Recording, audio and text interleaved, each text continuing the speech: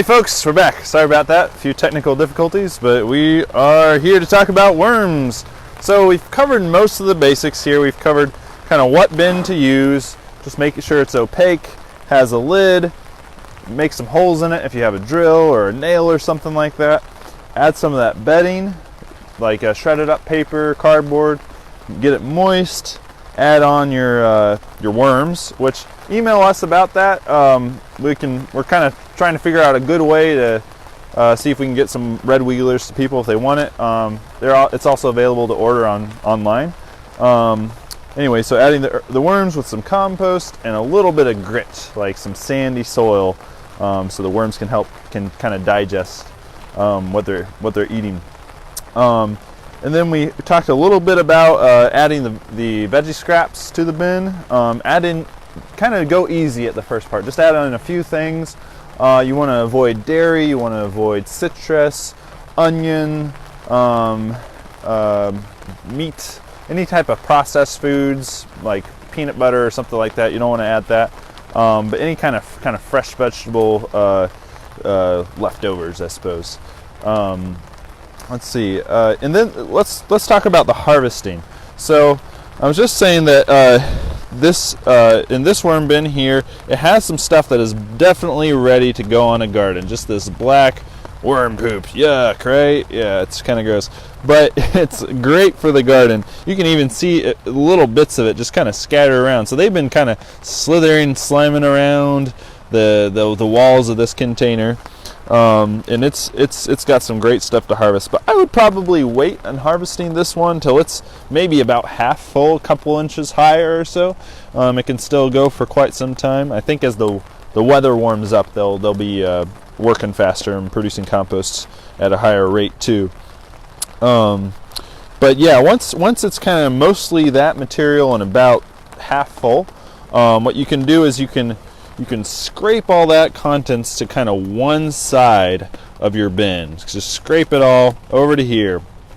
And then on the other side of your bin, you're going to basically make a miniature version of your bin that you started off with. So you're going to put some fresh bedding material.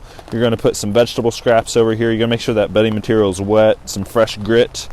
And naturally the worms will kind of migrate to that other new side of the bin with the fresh food, basically, and they'll leave their poop behind on the other side for you to use in your garden.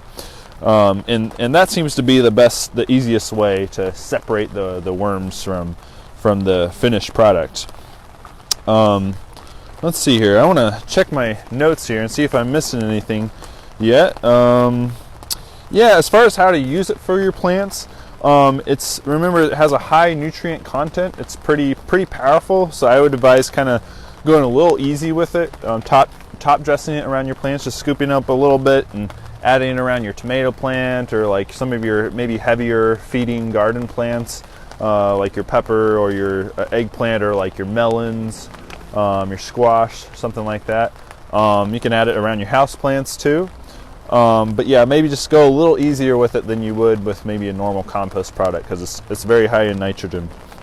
Let's review and see if there's any troubleshooting points I missed. If it smells bad, you want to maybe feed it a little less. Maybe that means you're just putting too many scraps in there and they're kind of piling up and starting to decompose and smell. You can bury your food scraps if it smells bad. If it smells bad, it also might be because there's a little too much liquid in there.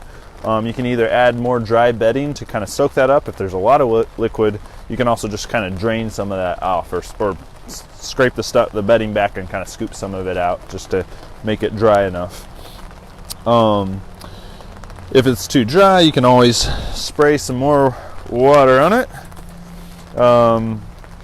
If it's heating up, which this is an interesting problem. This has never happened to me, but sometimes a worm bin can get too hot, and if that happens, the worms are going to potentially leave the bin. They can climb up the walls and exit through the air holes.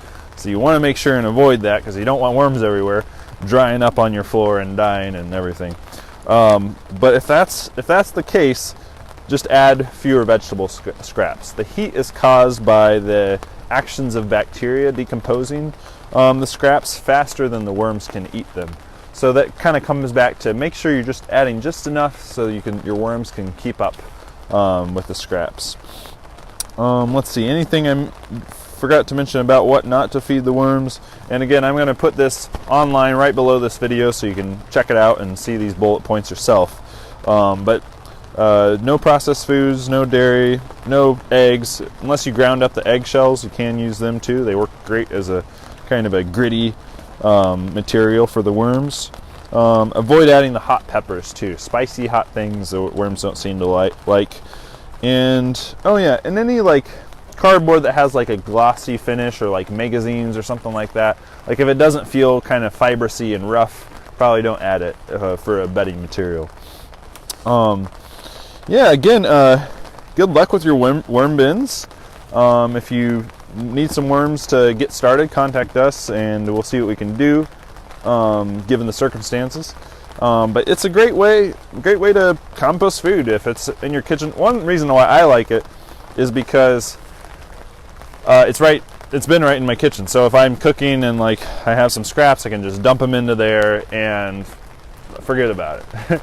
I don't have to bring them out to the compost pile. So that's a nice alternative. Yeah, but that's pretty much it. Thanks for tuning in today. We'll have another one for you tomorrow. Just post below with any questions or anything you have, and we'll get back to you. All right, people, take care.